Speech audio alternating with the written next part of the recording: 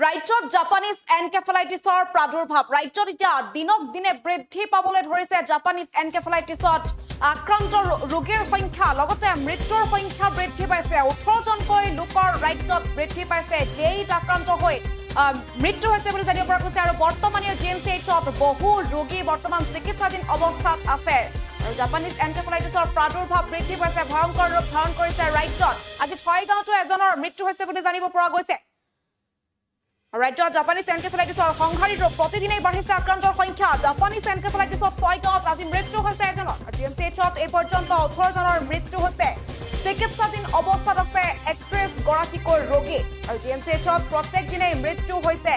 এজনকৈ ৰোগী আৰু পুনৰবাৰ জনাইছো উদ্বেগজনকভাৱে এতিয়া বৃদ্ধি পাইছে জাপানিজ এনকেফেলাইটিছত আক্ৰান্তৰ সংখ্যা সংঘাৰী ৰূপ ধাৰণ কৰিছে ৰাজ্যত আৰু ব্যাপক হাৰত বৃদ্ধি পাইছে জাপানিজ এনকেফেলাইটিছৰ প্ৰাদুৰ্ভাৱ দক্ষিণ কামৰূপৰ 6 গাঁৱত আজি এজনৰ মৃত্যু হৈছে মৃত লোকজন পূব চমৰীয়া মৌজাৰ মৌজাদাৰ পংকজ কুমাৰ চৌধুৰী বুলি জানিব পৰা গৈছে ৰাজ্যৰ বিভিন্ন প্ৰান্তত জাপানিজ এনকেফেলাইটিছত আক্ৰান্ত হৈ থকা সময়তে 6 গাঁৱৰ মাজমজিয়াৰ বিশিষ্ট সামাজিক তথা সাংস্কৃতিক কৰ্মী তথা মৌজাদাৰ পংকজ চৌধুৰীৰ আজি পুৱাই গুৱাহাটী চিকিৎসা মহাবিদ্যালয় হাস্পতালত মৃত্যু হোৱাৰ বাতৰি এতিয়া অঞ্চলটোত তীব্ৰ প্ৰতিক্ৰিয়াৰ সৃষ্টি কৰিছে ৰাজ্যৰ বিভিন্ন প্ৰান্তত এতিয়া জাপানিজ এনকেফেলাইটিছত আক্ৰান্তৰ সংখ্যা বৃদ্ধি পাইছে আৰু বৰ্তমানেও জিএমচিএইচত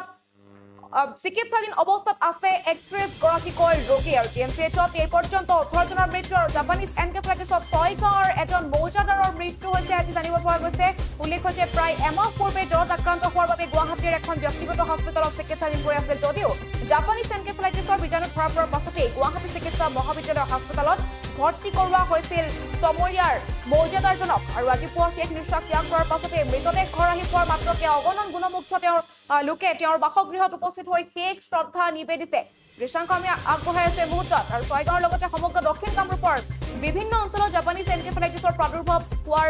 খবৰ পোৱা গৈছে আৰু ইতিমধ্যে কেইবাগৰাকীও ৰোগী চিকিৎসাধীন হৈ থকাৰ খবৰ আহি পৰিছে আৰু এই ক্ষেত্ৰত বিভাগীয় কৰ্তৃপক্ষক শীঘ্ৰেই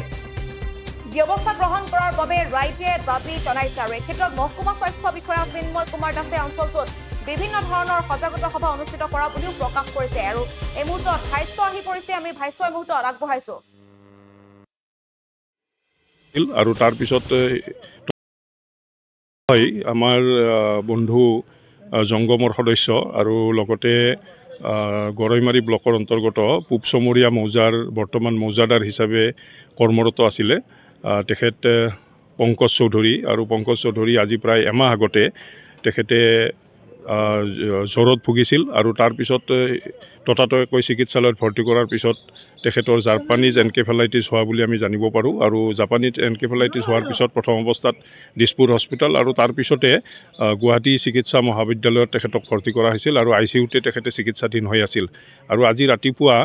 6:20 তেখেতে ইহলীলা সম্বৰণ কৰে চিকিৎসাধীন অৱস্থাতে আৰু এইটো আমি সঁচাকৈ অতিশয় আজি দুখ প্ৰকাশ কৰিছোঁ যে তেখেত এজন অতি প্ৰভাৱশালী সামাজিক ব্যক্তি আছিলে তেখেতৰ দেউতাক কমলেশ্বৰ চৌধুৰী পূব চমৰীয়া মৌজাৰ মৌজাদাৰ আছিল আৰু তেখেতৰ দেউতাকৰ ঢুকুৱাৰ পিছত পংকজ চৌধুৰীয়ে মৌজাদাৰ হিচাপে তেখেতে দায়িত্বভাৰ চলাই আছিল তেখেতে বিভিন্ন সামাজিক সাংস্কৃতিক অনুষ্ঠানৰ লগত জড়িত আছিল জংগমৰ এগৰাকী অতি সক্ৰিয় সদস্য আছিল গতিকে আজি তেখেতৰ মৃত্যুত আমি গভীৰ দুখ প্ৰকাশ কৰিছোঁ লগতে জাপানিজ এনকেফেলাইটিছ হৈ মৃত্যুবৰণ কৰিছে আৰু আমি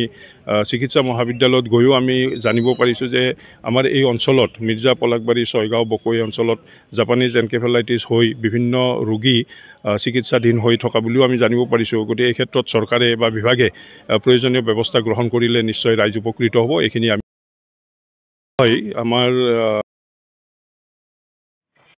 আমাৰ মেন পাৱাৰ সেই হিচাপে নমস্কাৰ মই ইয়াৰ মহকুমা স্বাস্থ্য বিষয়া গতিকে মই আমাৰ যেতিয়াৰ পৰা আমাৰ ৰিপৰ্ট হৈছে সেইমতে আমাৰ ইনষ্ট্ৰাকশ্যন মতে আমি গোটেইখিনি আমাৰ ব্লকটো বহুত ডাঙৰ 2,61,000 পপুলেশ্যন আৰু আমাৰ 12খন হস্পিটেল আছে গতিকে সেই এৰিয়াত প্ৰতিটো আমি বুলি কয় আজিকালি আয়ুষ্মান আৰোগ্য মন্দিৰ বা HWC সেই হিচাপে আমি গোটেইখিনিতে আমি সজাগতা সভা এইবিলাক আমি পাতিছোঁ আৰু সেইমতে আমাৰ হৰমোহন ঠাকুৰী আছে BHI তেখেতসকলৰ তত্ত্বাৱধানত গোটেইবোৰ হলংজুলিৰ পৰা আমি আৰম্ভ কৰি গোটেই যেহেতু আমাৰ জুন মাহটো মেলেৰিয়া ছাৰ্ভে হিচাপে ধৰা হয় গতিকে ফিভাৰ ছাৰ্ভে কৰিছোঁ। এপাৰ্ট ফ্ৰম আছাৰ পৰা আমি আদি কৰি কাম কৰিছোঁ। আমাৰ দুটা ছেকশ্যনত শ্লাইড কালেকশ্যন হয়। আমাৰ ডাইৰেক্ট লেবৰেটৰী টেকনিচিয়ানেও শ্লাইড কালেকশ্যন কৰে, আছাবিলাকক পেচিভ কালেকশ্যন যিটো, সেই মৰ্মে আমাৰ গোটেইখিনি কৰি আছোঁ। এতিয়া শেহতীয়াভাৱে গোটেই অসম জুৰিয়ে হৈছে এইটো প্ৰাদুৰ্ভাৱটো, আৰু শেহতীয়াকৈ আমাৰ ইয়াতো ৰিপৰ্ট হৈছে, আৰু আমাৰ গোটেইকেইটা কেছ ইনভেষ্টিগেশ্যন কৰা হৈছে। গতিকে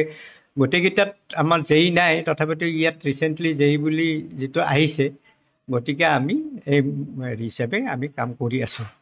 আৰু অদূৰ ভৱিষ্যতেও আমি কামটো কৰি যাব লাগিব, আৰু আমি কামখিনি গোটেইখিনি কৰিম বুলি আশা ৰাখিছোঁ। আমাৰ মেন পাৱাৰ সেই হিচাপে অলপ শ্বৰ্টেজ হয়, গতিকে তথাপিতো আমি সেইখিনি মানুহেৰে সৈতে আমি কামখিনি ৰাইজলৈ আমি সজাগতা কৰিম যাতে তেখেতসকলে এই ছিজনটো ৰেইনি ছিজন, বেছিকৈ বৰষুণ হয়, যদিও হঠাৎ বেছিকৈ বৰষুণ হয়, কেইদিনমান ৰ'দ হ'ব, এই ছিজনটোত মহৰ বংশ বিস্তাৰটো সুবিধা পায়। কাৰণ অনবৰত বৰষুণ থাকিলেও মহবিলাক মৰে, আৰু যেতিয়া অলপ বৰষুণ যাব পানী জমা হ'ব, পানীত ডঙা হ'ব। গতিকে ৰাইজক মই ক'ম, যদি কোনো ধৰণৰ পানী টিউব হওক, গামলা চামলা এইবিলাক যিবিলাক মানুহৰ আমাৰ চোতালত থাকে জেনেৰেলি পেলাই নিদিয়া হয়, সেইবিলাক আমি চাফা কৰাত নিৰ্দেশ দিম। ইতিমধ্যে আমাৰ আছাবিলাকে চ'ৰ্চ ৰিডাকশ্যন বুলি এটা প্ৰগ্ৰেম কৰি আছে। গোটেইখিনিৰ পৰা ক'ত জাবৰ জোঁথৰ পানী এইবিলাক ওলাই যোৱাত চ'ৰ্চ ৰিডাকশ্যন বুলি কয়। গতিকে তেখেতসকলে কামটো কৰিছে, আৰু ৰাইজক ক'ম যে আপোনালোকে সজাগ হওক। মেলেৰিয়া, জাপানীজ এনকেফেলাইটিছ, ডেংগু হওক, সকলো ভেক্টৰ জনিত আমাৰ সজাগতাৰ পৰাহে আমি। যিকোনো খবৰৰ বাবে যোগাযোগ কৰক 7099017330 আৰু 7099017111